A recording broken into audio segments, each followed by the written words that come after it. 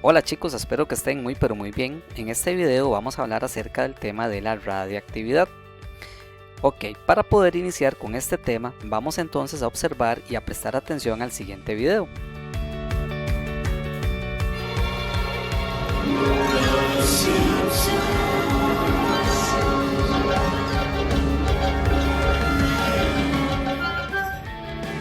Nunca ganaré un Emmy. Nunca ganaré un...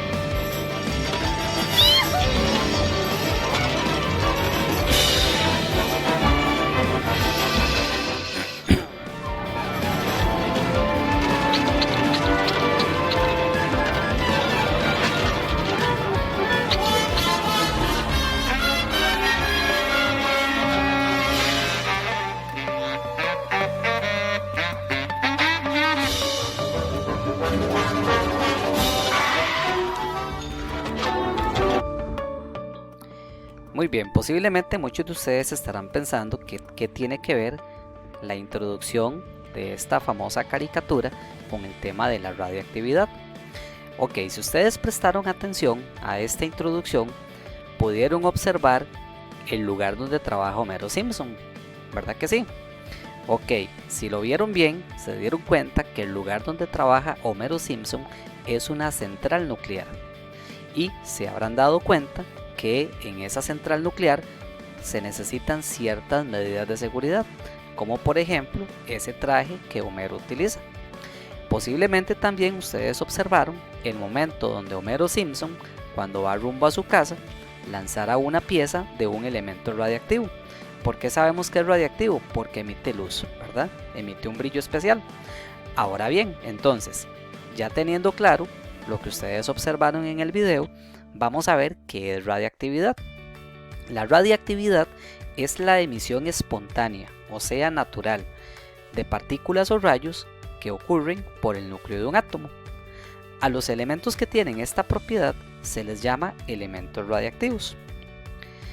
Pero, ¿la radiactividad es un proceso natural o será un proceso artificial?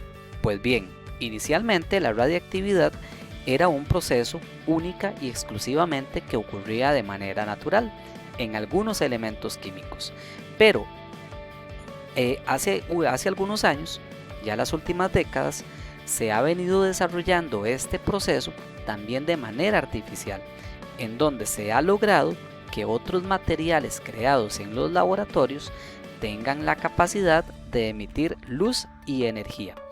Esto es lo que vamos a llamar actualmente radiactividad artificial o transmutación artificial. ¿Quién descubrió la radiactividad? Bueno, la radiactividad como proceso, como tal, fue descubierta a finales del siglo XX y fue descubierta por los esposos Marie y Pierre Curie, los cuales junto con Henri Becquerel descubrieron elementos que tenían la capacidad de emitir radiación. A estos elementos se les llama o se les llamó en su momento elementos radiactivos.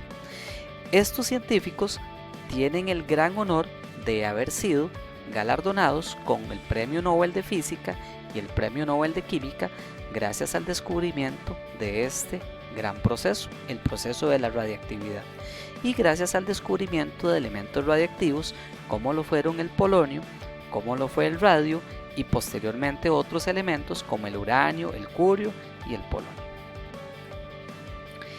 Como les decía hace un ratito, las últimas décadas también los científicos se han abocado por realizar este proceso de manera artificial, pero este proceso fue descubierto de manera artificial por una hija de los esposos Curie, Irene Curie, que junto a su esposo, Frédéric Joliot, fueron los que descubrieron por primera vez la radiactividad artificial, al lograr que un átomo radiactivo del fósforo emitiera radiación, emitiera luz. Ok, ahora bien, ya teniendo claro qué es radiactividad, vamos a ver entonces qué elementos tienen la capacidad de emitir radiación, o sea, cuáles elementos son radiactivos. Entonces, los principales son el radio, el torio, el uranio, el polonio, el plutonio y el curio. Pero también tenemos otros elementos que tienen la capacidad de ser radiactivos, como por ejemplo el yodo, por ejemplo átomos de fósforo, y también inclusive vamos a tener átomos de bario, indio, entre otros. ¿En qué se utiliza la radiactividad? ¿Para qué nos va a servir? Bueno, en el campo médico, muchachos, la radiactividad es utilizada actualmente de muchas maneras. Una de ellas es a la hora de realizar una placa de rayos X, en donde lo que se quiere es poder observar si existe alguna fisura, ¿verdad?, o alguna fractura en alguno de los huesos, y para ello se utilizan elementos radiactivos. También es utilizado para el tratamiento del cáncer, gracias a la radioterapia o a la quimioterapia, que es a través de elementos que tienen la capacidad de emitir radiación. Estos elementos, ¿qué es lo que hacen? Esta radiación emitida por estos elementos tienen la capacidad de quemar células cancerígenas, eliminando parte de estas células, ¿verdad? También se utiliza actualmente, muchachos, como marcadores o como trazadores de ciertas sustancias.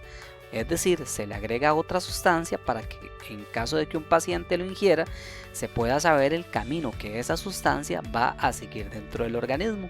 Y esto es muy importante, principalmente cuando queremos localizar o queremos focalizar algún sitio específico dentro del organismo donde esté ocurriendo alguna anomalía, ¿verdad?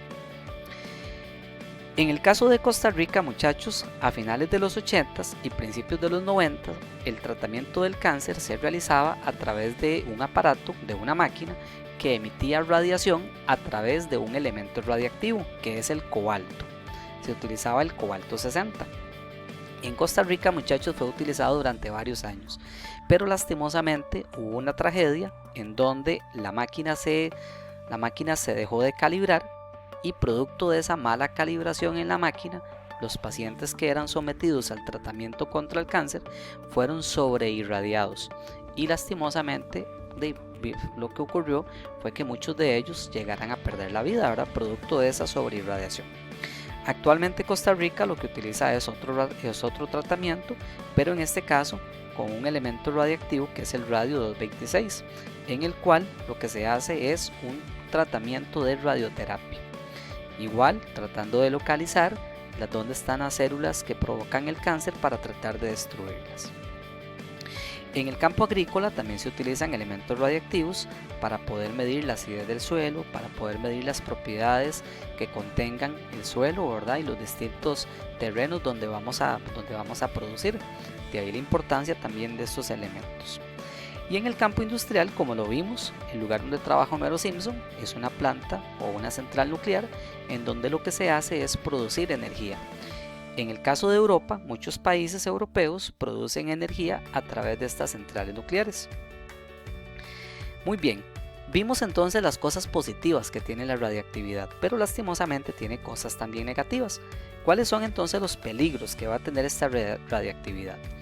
Bueno, lastimosamente, muchachos, uno de los peligros más grandes que tiene la radiactividad es el peligro latente que tiene la humanidad de que los grandes países, o los países en este caso muy adinerados y con mucho poder, lancen en cualquier momento determinado una bomba nuclear o una bomba atómica.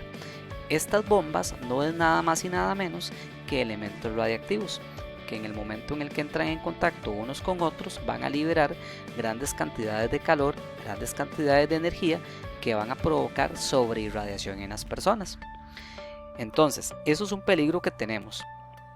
Lastimosamente ya han ocurrido, ¿verdad? Han ocurrido lanzamientos de este tipo de bombas, principalmente durante la Segunda Guerra Mundial, en las ciudades japonesas de Hiroshima y Nagasaki, donde hubo gran cantidad de personas que murieron producto de esta sobreirradiación, y que inclusive después de más de 50 años de ese lanzamiento todavía se siguen viendo efectos en las personas que viven en este lugar.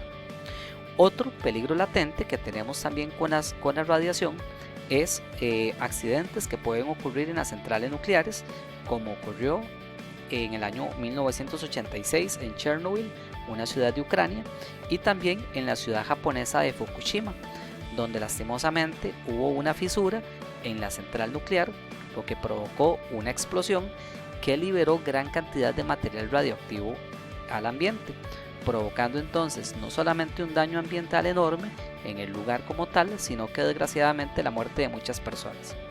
En esta foto podemos observar lo que es la ciudad de Chernobyl en Ucrania en este momento, una ciudad totalmente desierta donde las personas lastimosamente no pueden vivir. Chicos, esto sería lo del tema de radiactividad. Espero que les funcione, espero que lo puedan utilizar para lo que es la resolución de las guías de trabajo autónomo y nos vemos muy pronto. Chao chicos.